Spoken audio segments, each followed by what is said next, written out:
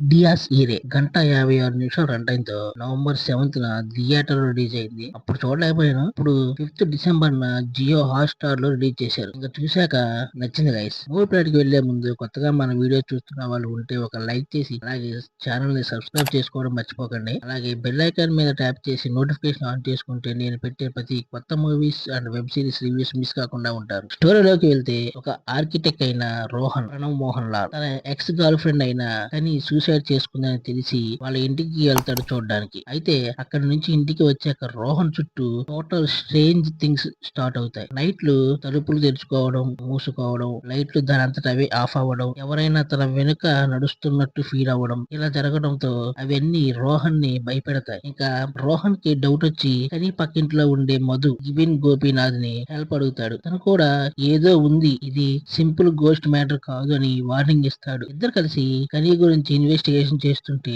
అప్పుడే తెలుస్తుంది వాళ్ళకి కని చనిపోయింది నార్మల్ సూసైడ్ కాదు, దాని వెనక ఏదో డార్క్ సీక్రెట్ ఉందని. ఇప్పుడే రియలైజ్ అవుతారు వాళ్ళిద్దరు. అసలు రోహన్ ని ఇబ్బంది పెట్టింది కని ఆత్మేనా లేక వేరే ఎవరైనా? వీళ్ళు తెలుసుకున్న ఈ మొత్తం ఇన్వెస్టిగేషన్ లో అసలు ఈ ఫిలిప్ మను ఎవరు, అసలు కని ఎందుకు చనిపోయింది, చివరికి ఆ ఆత్మ నుంచి రోహన్ బయటపడతాడా అన్నది మిగతా స్టోరీ మొత్తం. ప్లస్ పాయింట్ విషయానికి వస్తే మెయిన్ గా మూవీలో చెప్పాల్సింది డైరెక్టర్ రాహుల్ సదాశివన్ సస్పెన్స్ ని చాలా బాగా మెయింటైన్ చేశాడు. కిచెన్ లో జరిగే కొన్ని ఇన్సిడెంట్స్ ఇవన్నీ ఫోర్స్ చేసుకోకుండా చాలా నేచురల్ గా హర్రర్ బిల్డ్ చేసి చూపించాడు. ఇంకా సెకండ్ హాఫ్ లో స్టోరీ బాగానే పికప్ అవుతుంది. మధు రోహన్ ఇద్దరు కలిసి కని మర్డర్ వెనక ఏదో పెద్ద సీక్రెట్ ఉందని కనిపెట్టే సీన్స్, అలాగే పదే పదే వచ్చే ఆ ఓల్డ్ క్రిస్టియన్ ప్రేయర్ ఒకటి మూమెంట్ సస్పెన్స్ కి బాగా బూస్ట్ ఇచ్చింది. ఇంకా క్లైమాక్స్ లో జయా కురు ఎంట్రీ అయ్యే సీన్ ఒకటి, ఇంకా వాళ్ళ అమ్మ చెప్పే పాత విషయాలు, దెయ్యం వెనక అసలు నిజం రివీల్ అయ్యే సీన్, ఇవన్నీ స్క్రీన్ కి ఒక సీరియస్ ఇంపాక్ట్ ఇచ్చాయి. ఇంకా ప్రణవ్ మోహన్ లాల్ నాచురల్ గా యాక్టింగ్ మూవీకి ఒక ప్లస్ పాయింట్. తన ఫ్లాట్ లో ఫస్ట్ టైం దెయ్యం ఎఫెక్ట్ ఫీల్ అయ్యే సీన్స్, తన ఫేస్ లో వచ్చే ఆ భయాన్ని పెద్దగా డ్రామా లేకుండా చాలా రియలిస్టిక్ గా చూపించాడు. ఇంకా గిబిన్ గోపీనాథ్ మధు కూడా తన సపోర్టింగ్ క్యారెక్టర్ లో బాగానే యాక్ట్ చేశారు. ఇంకా మూవీలో మెయిన్ హైలైట్ అయ్యే సీన్స్ ఏమైనా ఉన్నాయంటే రోహన్ ఇంట్లో ఉన్న dark corridor, silent stairs shots, ఇంకా కనీ ఇంట్లో క్లోజ్అప్ షాట్స్ లో లైటింగ్ యూజ్ చాలా హర్రర్ ఫీల్ క్రియేట్ చేస్తుంది. ఇక్కడ కెమెరా వర్క్ మాత్రం చాలా బాగా సీన్స్ క్యాప్చర్ చేశాడు కెమెరామెన్. ఇంకా షహనాద్ జలాల్ చేసిన కెమెరా వర్క్ సినిమాకి ఒక హైలైట్ అని చెప్పుకోవాలి. హర్రర్ జానర్ కి అవసరమైన డార్క్ టోన్, లైటింగ్, మూమెంట్ అన్ని ఆల్ ఆన్ పాయింట్ గా ఉంటాయి. రోహన్ రాత్రిళ్ళు ఇంట్లో ఒంటరిగా తిరిగే సీన్స్ లో డార్క్ షాడోస్ ని బాగా ఉపయోగించారు. కనీ ఇంట్లో ఉన్న ground floor, narrow corridor shots అవి హర్రర్ ఫీలింగ్స్ ని మ్యాక్స్ లెవెల్ కి తీసుకెళ్తున్నాయి. అలాగే ఒక సీన్ లో రోహన్ తలుపు మూసి వెనక్కి తిరిగేసరికి బ్లర్ లో ఓ నీడ కనిపిస్తుంది. అది మాత్రం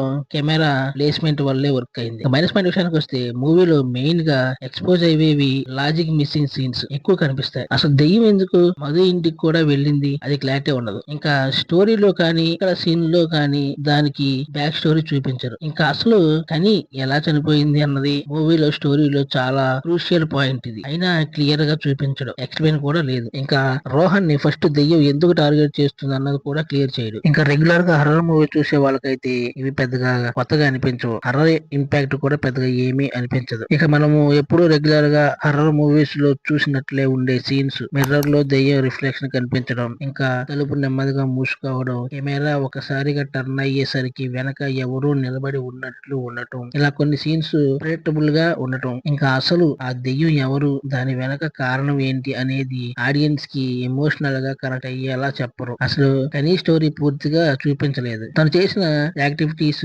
రిలేషన్, ఇంకా ఆ చావు మొత్తం ఒక షార్ట్ నోట్ లాగా చూపించారు అంతే. దాంతో క్లైమాక్స్ లో ఉన్న రివీల్ కి ఎమోషనల్ బ్యాలెన్స్ అవ్వలేదు. ఇంకా టెక్నికల్ డిపార్ట్మెంట్ విషయానికి వస్తే క్రిస్టో జేవియర్ ఇచ్చిన బ్యాక్గ్రౌండ్ స్కోర్ కొత్తగా అయితే ఏమీ అనిపించలేదు. భయపెట్టే సీన్స్ లో వేసిన సౌండ్స్ ఆల్మోస్ట్ కాంచనా మూవీ అనిపిస్తుంది. ఆడియన్స్ మైండ్ లో ఆల్రెడీ ఎక్కడో విన్న ఫీల్ వస్తుంది కూడా. ఎడిటింగ్ పర్వాలేదు, కానీ కొన్ని చోట్ల కటింగ్ ఇంకొంచెం షార్ప్ గా ఉండాల్సింది అనిపిస్తుంది. ఫస్ట్ హాఫ్ లో కొన్ని సీన్స్ అన్నెసరీగా లెంత్ గా ఉన్నట్లు అనిపించడం, ఇంకా దెయ్యం రిలేటెడ్ కట్స్ కూడా ఫాస్ట్ ఫ్లాష్ బ్యాక్ లో క్లారిటీ మిస్ అయ్యింది. సెకండ్ హాఫ్ లో మాత్రం ఫేసింగ్ బాగుంది. ఇంకా ఓవరాల్ గా చూసుకుంటే బీజిఎం మేజర్ మైనస్ పాయింట్. ఇంకా కొత్తదనం ఏమీ లేకపోవడం, horror sudden sounds effects Kanchana స్టైల్లో ఉన్నాయి. ఇంకా ఒక ఎమోషనల్ ఫ్లాష్ బ్యాక్ మూమెంట్ లో కూడా ఒక టిపికల్ వైలెంట్ టోన్ వేశారు. ఆ సీన్ కి ఒరిజినాలిటీ తగ్గిపోయింది. ప్రొడక్షన్ వాల్యూస్ మాత్రం సినిమా లెవెల్ కి పర్ఫెక్ట్ గా ఉన్నాయి. కానీ బేస్మెంట్ లో ఉన్న పాత wooden staircase, broken mirror, dusty room ఇలా ఆల్ న్యాచురల్ గా రియలిస్టిక్ గా ఉన్నాయి. దెయ్యం కనిపించే క్లైమాక్స్ లో